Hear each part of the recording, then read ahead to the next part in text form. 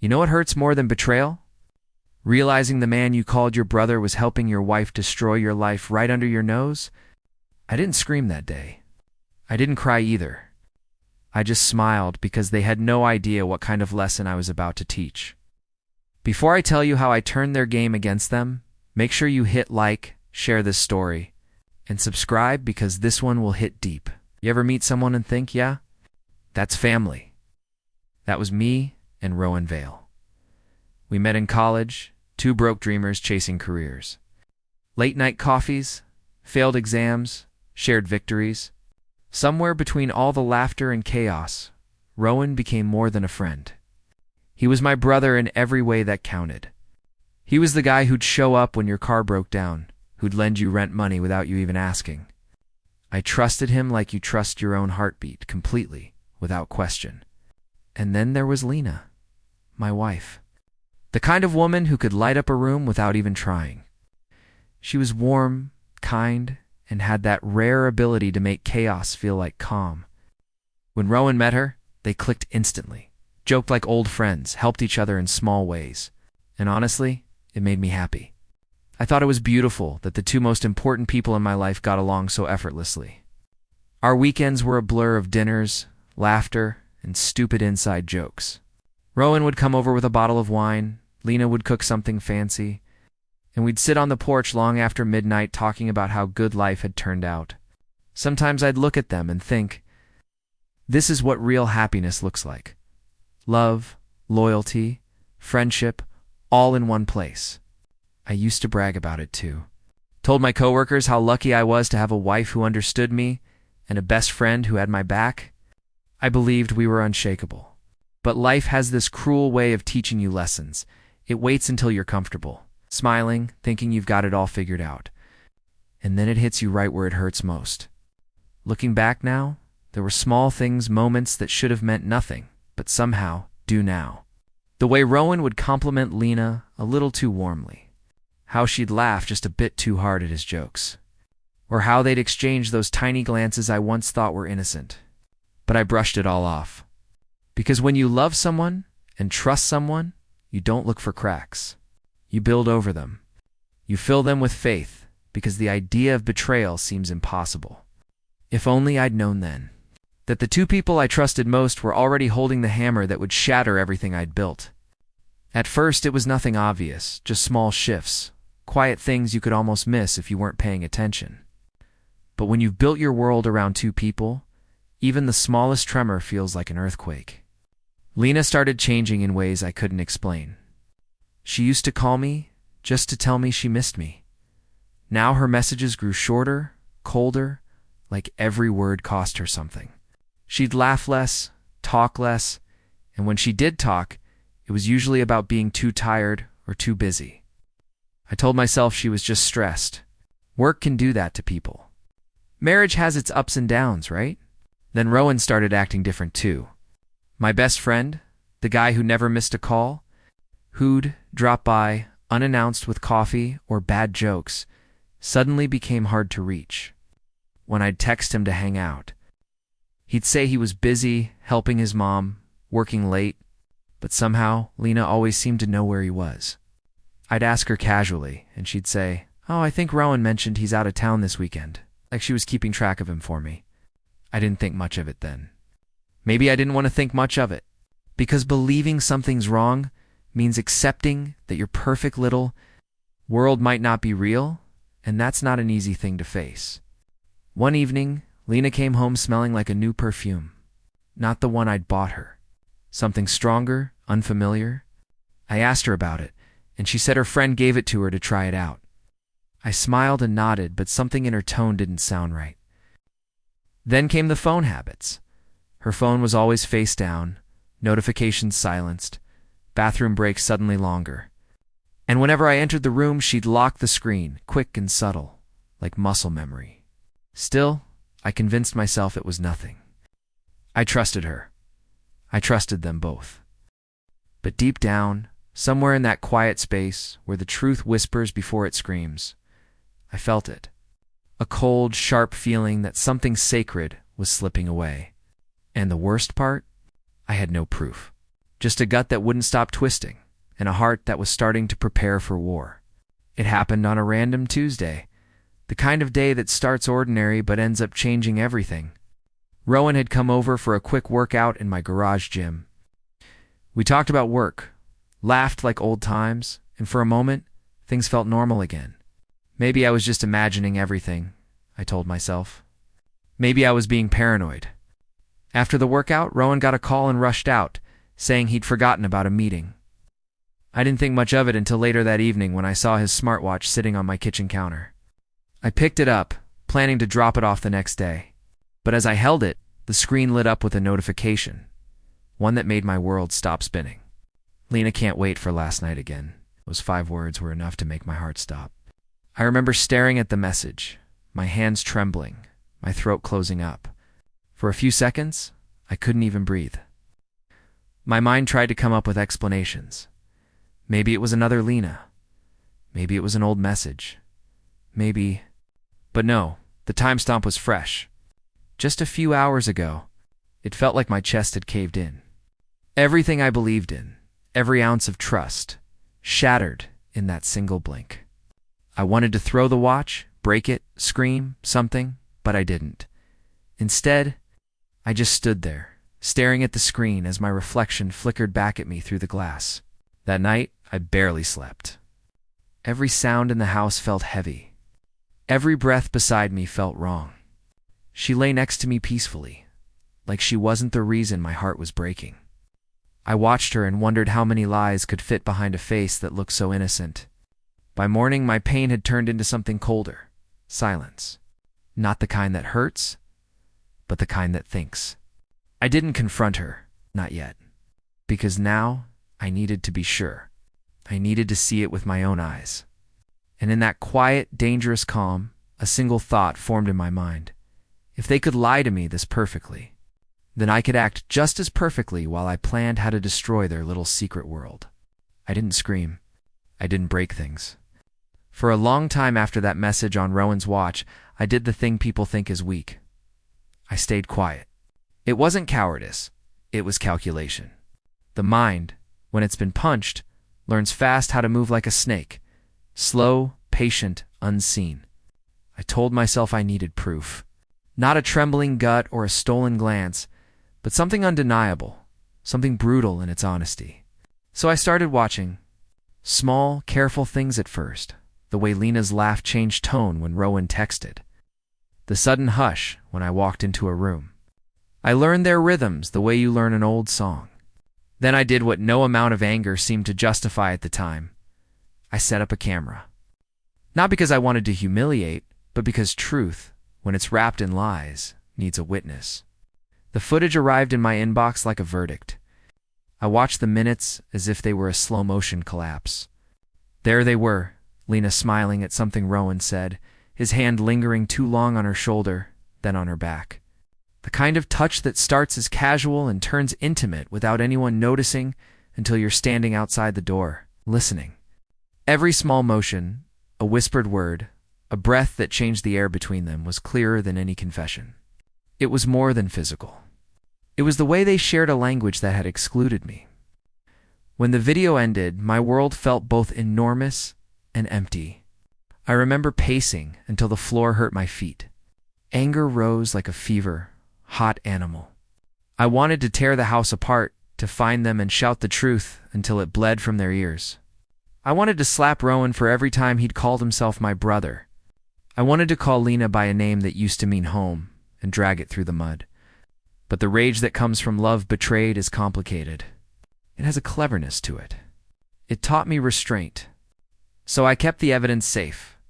Texts, photos, the video. I replayed the footage until each image burned into memory, till my face reflected back at me from the screen with new lines I'd never seen before. Pain turned to a quieter thing, a cold, steady resolve. I could feel the machinery of what I was about to do, assembling itself inside me, methodical, precise, and frighteningly calm. In that silence, I realized revenge wouldn't be chaos. It wouldn't be a public breakdown or a night of fists. It would be timing and exposure, the kind that takes what they treasure and shows it to the world with the lights on. And in that realization, something broke fully.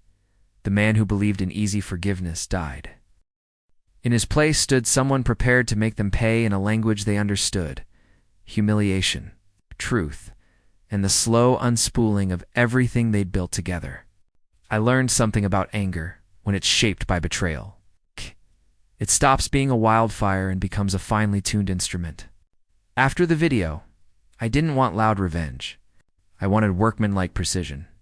So I built a plan the way someone builds a house foundation first, then structure, then the final reveal that makes the whole thing undeniable. I wasn't interested in theatrics. I wanted consequences that would land where it hurt: their pride, their place in the world, and the private life they'd been hiding. First, I secured every piece of evidence. Copies, backups, timestamps. I treated each file like currency. Then I started thinking about leverage. Rowan cared about reputation. He wanted respect at work and among friends. Lena cared about image, invitations, the little social currency that makes people feel seen. I began listing where their lives intersected with others who might care: colleagues, mutual friends, social groups, clients. Each connection became a potential domino. I practiced calm around them. Smiles when they smiled, casual texts, a friendly shoulder. It's surprising how much power there is in appearing unbroken. They believed I was slow to anger. They believed I trusted them. That belief was a tool. I used it to lower their guard. At the same time, I watched patterns: where they went, who they contacted, what times they preferred. I mapped their days like a cartographer mapping a coastline before a storm. Then, I staged opportunities that felt natural. A dinner I wanted to host, a promotion celebration I couldn't attend, but asked them to. I nudged conversations toward certain topics so the right people would be present at the right time. Nothing illegal, nothing violent. Just carefully arranged social exposures and plausible coincidences that would make the truth feel inescapable when revealed. On quiet nights, I rehearsed what I would say and what I would withhold. I knew the worst thing I could do was to look petty. My goal was clean, unassailable moral victory. I wanted them to lose not because I was cruel, but because their choices made that outcome inevitable. The plan was not about vengeance for the sake of hurting. It was about restoring balance. Every move I made was deliberate, patient, surgical. And during those days, most dangerous of all, was learning to smile while everything inside me was setting into place. The day I planned for months arrived, wrapped in ordinary calm, because normal hides the blade. I invited them both to a celebration I'd announced at work. A small room filled with people who respected Rowan and admired Lena. They came expecting to bask in my success. To share a glass and a laugh, I entered smiling, hands steady, voice even. Inside, everyone believed we were a picture of happiness. I believed it too until the moment I began to show them the other picture. I spoke softly about truth and trust and then pressed play. The footage filled the room, tiny gestures that became proof, a hand that lingered, a whisper that had the intimacy of a secret language. The hum of polite conversation stopped and then fractured. Gasps rolled through the crowd. Lena's face broke first, a statue melting. Rowan's jaw tightened. He tried to stand, to speak, but everyone's eyes pinned him like a label. I felt the old animal anger flare, the urge to storm forward and strike. To slap the man who had called himself my brother, to howl until their names were ash. I swallowed it. I let the film do the work. Someone shouted words blurred into the noise of betrayal. Chairs scraped. People leaned closer, as if proximity made the truth more real. Lena's lips trembled, and she said my name like it had been a wound.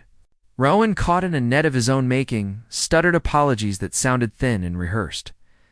A friend I'd trusted reached for Lena. Another whispered that she should leave. The scene became a chorus of disbelief and disgust.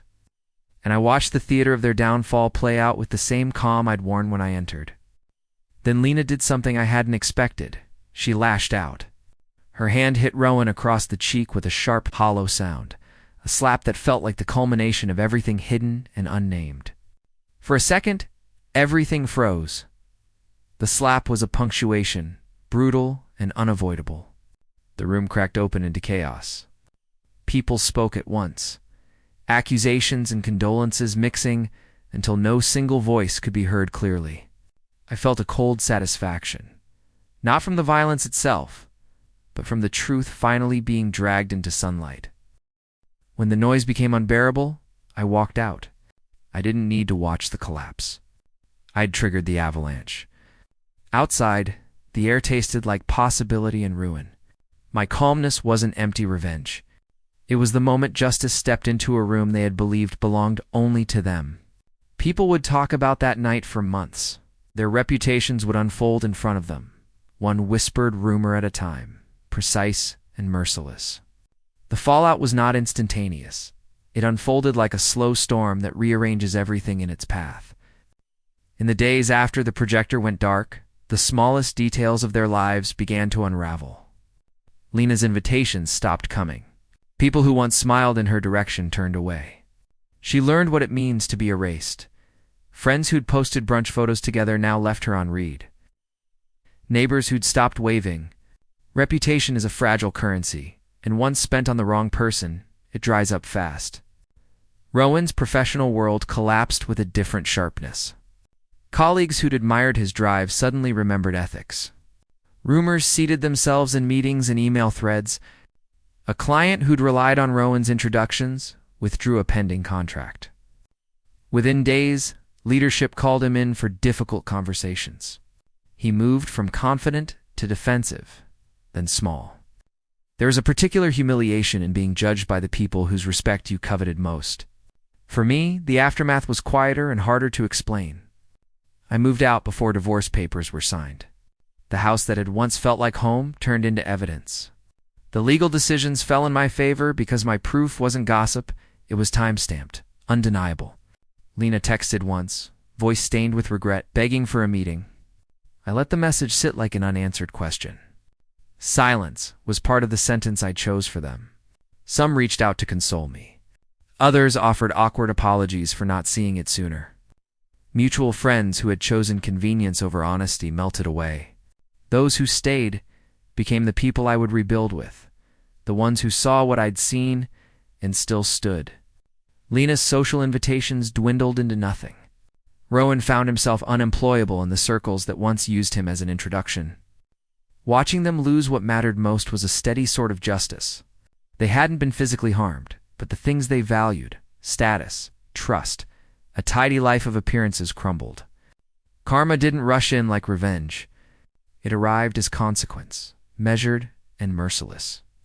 It felt clinical, almost indifferent, an accumulation of choices catching up. What I kept from all of it was a hard lesson.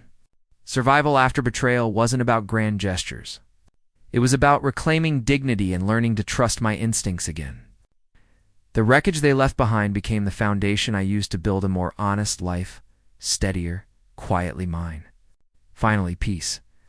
It's strange how silence can become its own kind of music after chaos. When everything ended, the marriage, the friendship, the noise, I found myself surrounded by quiet that felt almost unfamiliar.